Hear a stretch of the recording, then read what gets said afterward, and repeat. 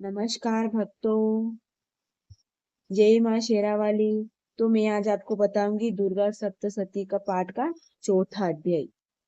चलो आइए जानते हैं। देवी माँ की महिमा का अत्यंत शक्तिशाली ग्रंथ है ये।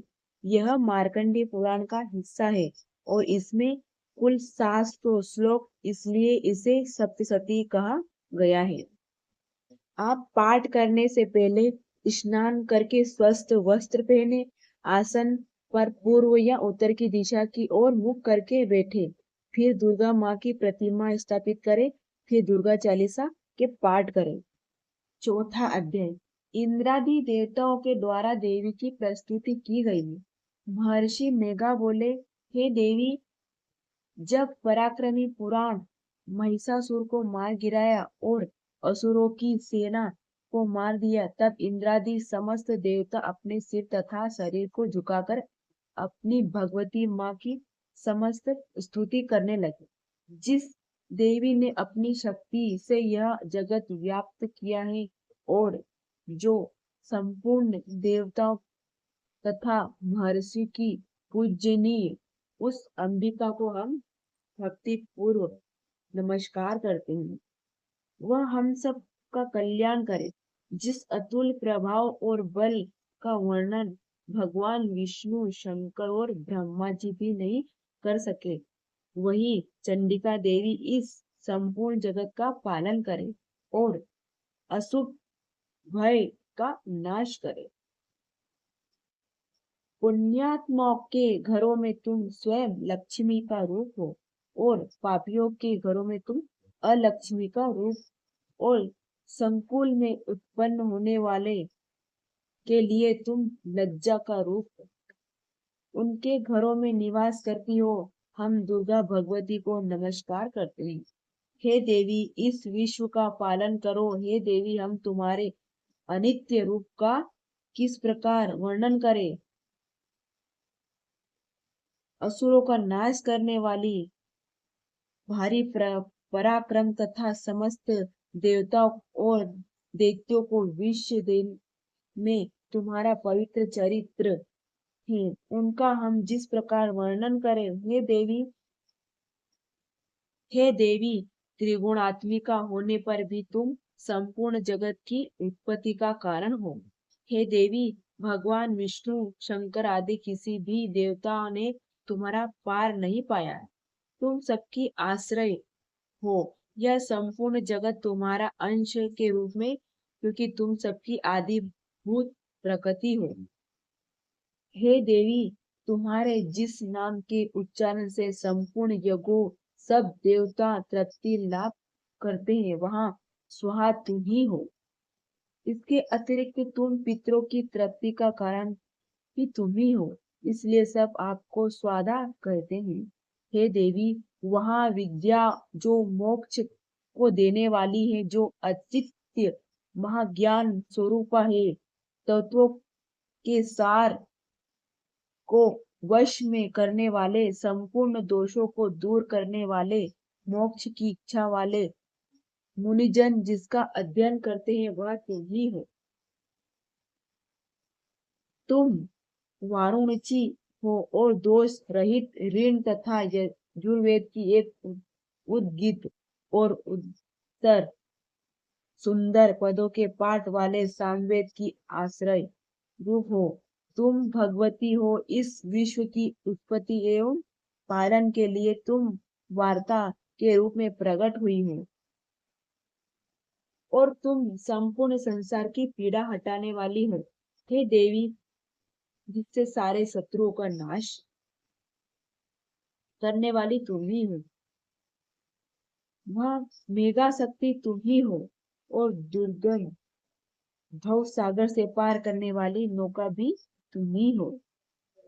हे महालक्ष्मी रूप विष्णु भगवान के हृदय में निवास करने वाली और भगवान महादेव द्वारा सम्मानित नित गौरी देवी तुम ही हो। मंद मुस्काने वाले निर्मल पूर्णचंद्र बिंब के सम्मान और उत्तम उत्तर सुवर्ण की मनोहर कांति कामनी तुम्हारे मुख को देखकर भी महिषासुर क्रोध में भर गया। यह बड़े आश्चर्य की बात है। और हे देवी, तुम्हारा यही मुख जब क्रोध से भर गया तो उदय काल के चंद्रमा की भांति काल हो गया। और तनी तू ही हो, मोह के कारण विकराल रूप हो गया। उसे देखकर ही महिषासुर के शीघ्र प्राण निकल गए। यह बड़े आश्चर्य की बात है। आपके कुपिल मुख के दर्शन करने भला कौन जीवित रह सकता है। हे देवी, तुम हमारे कल्याण के लिए प्रसन्न हो। आपके प्रसन्न होने से इस जगत का अभ्युदय होता है। और जब आप पुत्र हो जाती हो तो कितने ही कुलों का सर्वनाश हो जाता है। यह हमने अभी अभी जाना है कि अब जब तुमने महिषासुर का बहुत बड़ी सेना को देखते ही दो बार गिराया। हे देवी, सदा अभ्युदय देने वाली तुम जिस पर प्रसन्न हो जाती हो, वहां देश में सम्मानित होने से उनको धन यश की प्राप्ति होती है, वृद्धि होती है। उनका धर्म कभी शिथिल नहीं होता और उनके यहाँ अधिक पुत्र पुत्रियां और नौकर होते हैं। हे देवी, तुम्हारी कृपा से ही धर्मात्मा पुरुष प्रतिदिन श्रद्धा पूर्वक यहाँ यज्ञ करते हैं और धर्माकुलिल आचरण करता है और उनके प्रभाव से स्वर्ग लोक में जाता है, क्योंकि तुम तीनों लोकों को मन वांछित फल देने वाली हो।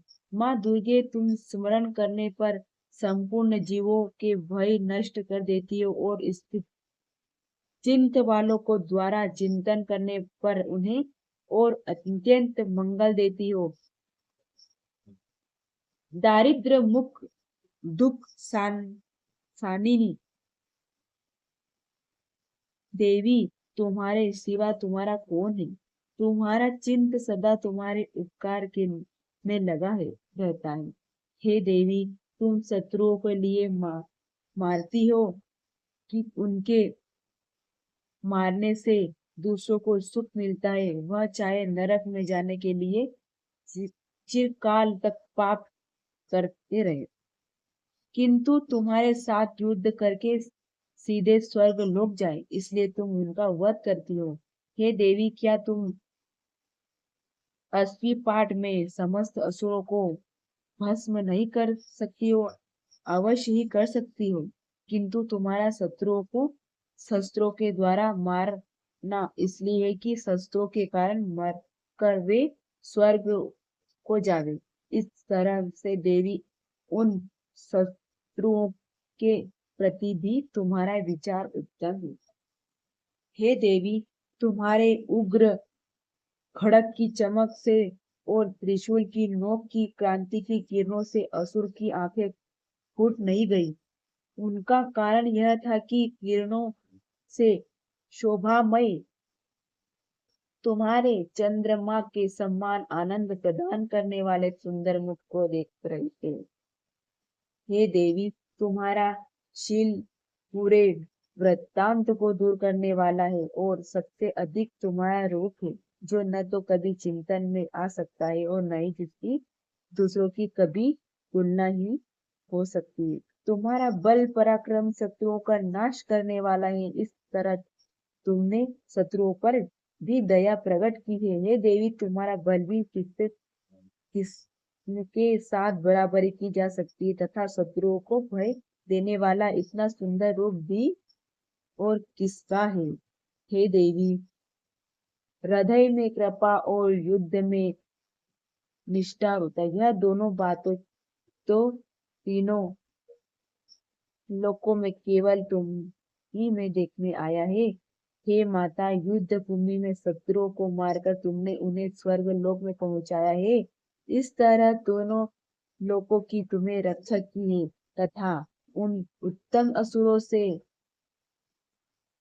जो हमें भय था उससे को भी तुमने दूर किया है।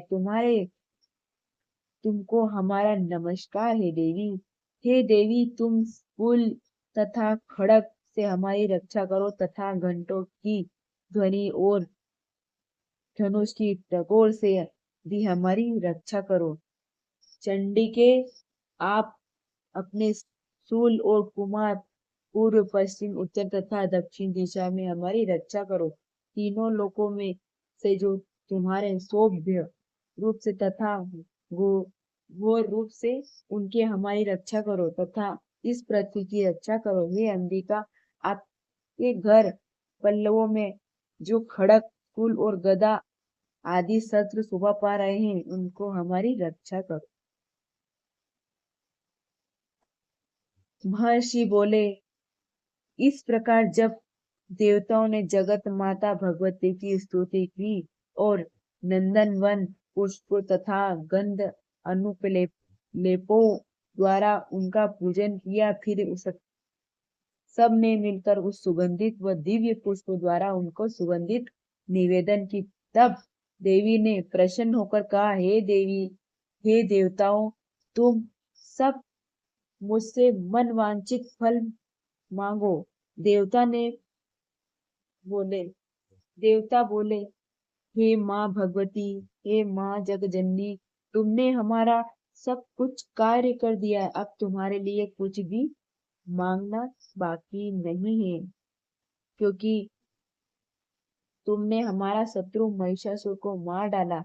हे महेश्वरी, तुम इस पर भी यदि हमने कोई वर देना चाहती हो तो बस इतना वर दो कि जब जब हम आपका स्मरण करें तब तब हमारी विपत्तियों को हरण करने के लिए हमें दर्शन दिया करो। हे अंबिका देवी, हे महादेवी, हे शक्तिशाली, जो कोई भी तुम्हारी स्तुति करे तुम उनको वित्त, पित्त, स्मृति और वैभव देने के लिए, साथ ही उनके धन और स्त्री आदि संपत्ति बढ़ावे और सदा हम पर प्रसन्न करे।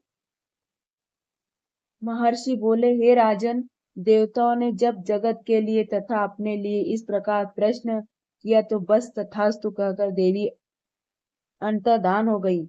हे हे शुभ, जिस प्रकार तीनों लोगों को हित चाहने वाली यह भगवती देवताओं को शरीर में उत्पन्न हुई थी, वह सारा वृत्तांत मैंने तुम्हें कह दिया है। और इससे पश्चात दुष्ट असुरों तथा शुभ निशुभ का वध करने और सब लोगों की रक्षा करने के लिए जिस प्रकार गौरी देवी शंकर के शरीर में उत्पन्न हुई थी, वह हमारा सारा वर्णन हुआ है। इस तरह दुर्गा सप्तशती पाठ का चौथा अध्याय समाप्त।